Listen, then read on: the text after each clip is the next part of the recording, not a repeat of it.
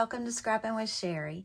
I wanted to say that I really appreciate all the feedback you've given me about whether to continue with the sketch challenges from the book or not.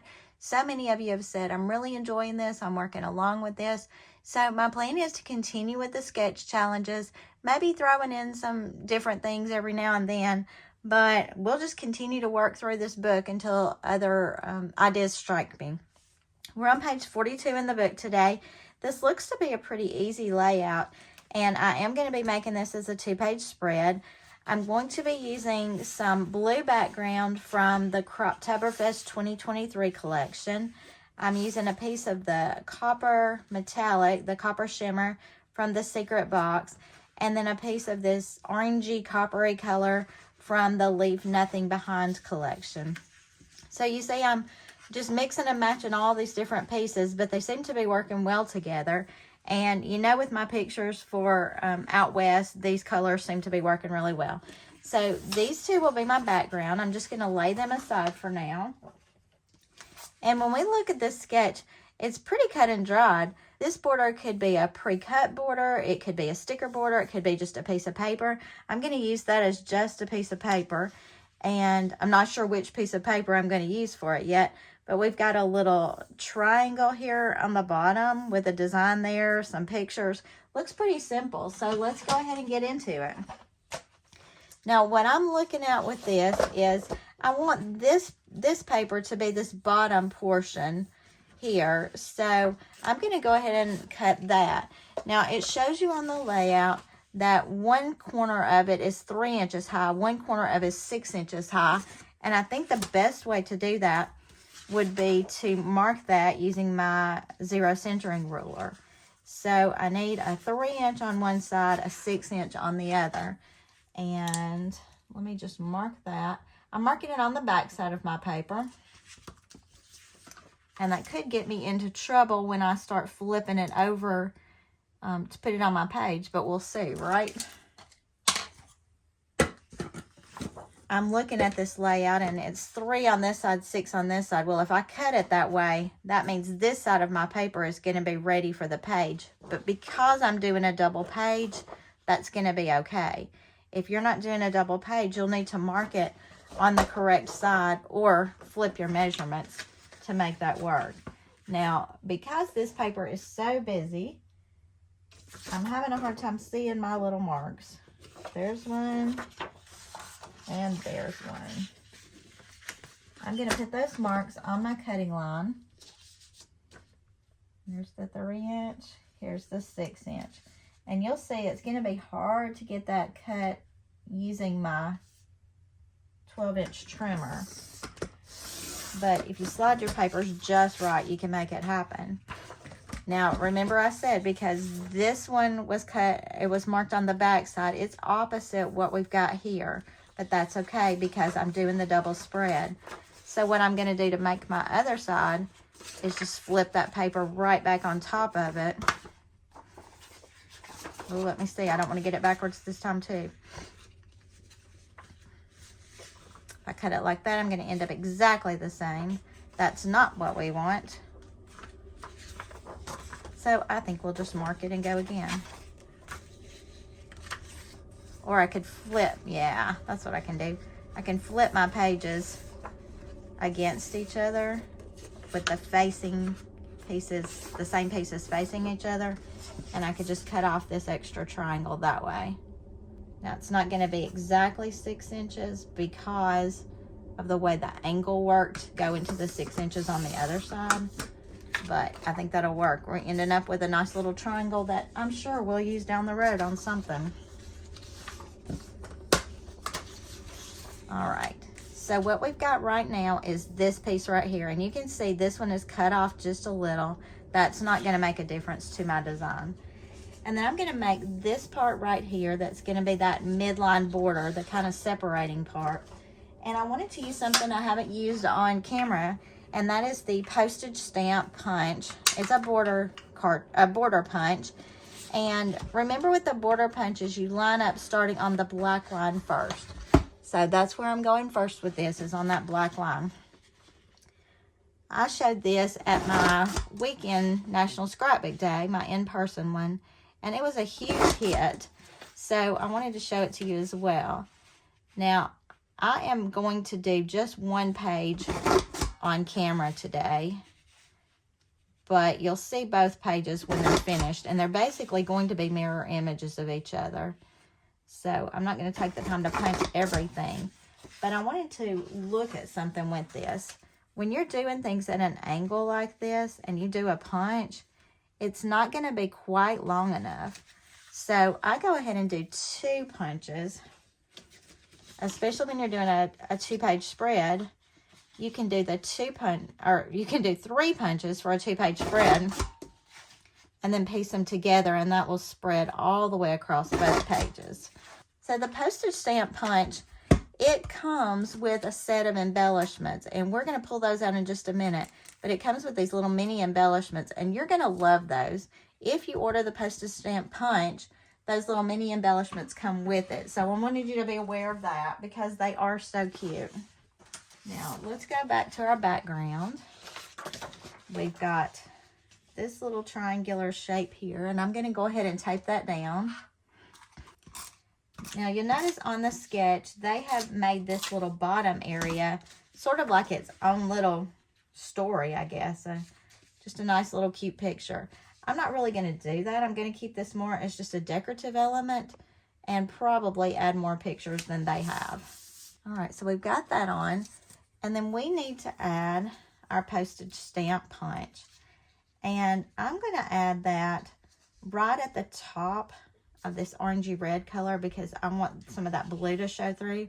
And you can see it's not quite long enough, but we're going to piece these two together using our repositionable tape, and we'll take care of that problem. So all I have to do is add a pretty good amount of repositionable to this little piece right here. I'm going to stick these two together, just lining up those little edges of the postage stamp. This is a very versatile punch. It came out with the Passport collection, which was travel, but we used it for National Scrapbook Day this weekend too, and it's really, really cute. And then all I've got to do is add that repo tape down through there, and we're going to put this onto the page. I'm going to have a little bit of that postage stamp punch overlapping that orangey brown color. And when I do the opposite side, I'm just going to make sure that these are lined up. And you see I had that glitch right there on the edge. It's not even showing once you put the punch on it. And then we just pull our 12-inch trimmer or our scissors and cut off that little bit of excess. Now, to me, that's already a really pretty look. And we haven't really done very much, so that's good. Now, I think I am going to take just a little bit. I don't think I got my repo tape right there on that edge very well. I am going to take a little bit more of that copper shimmer and just make this little border across the top. And it shows us that's a 3/4 inch border. So I'm going to cut that on the right-hand side. And it'll just be the last longest line before our 1 inch. And I'll go ahead and cut 2 of those, so that'll be done. And we'll tape that to the top. And then we'll be ready to add our pictures.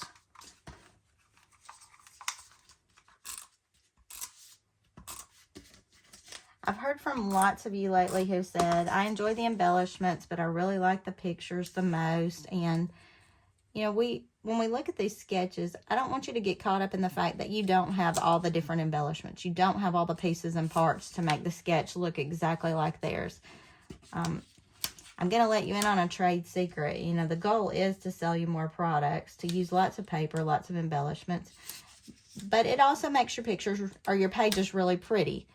It's just not a necessity. So I want you to let go of the mindset, well, I don't have all the pieces to create that sketch.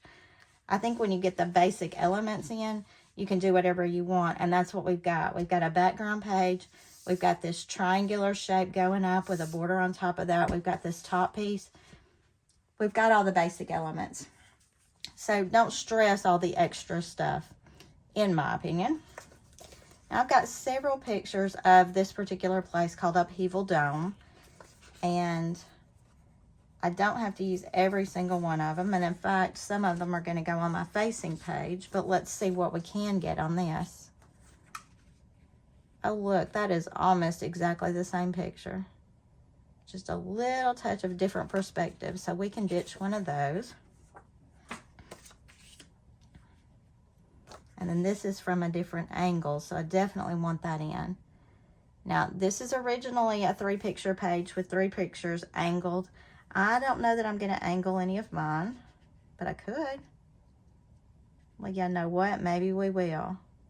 I'm not typically one that likes all the angling, but that's pretty cute, isn't it? And a very different look. So, we're going to go ahead and tape these down. And this page is going to end up quicker than I thought.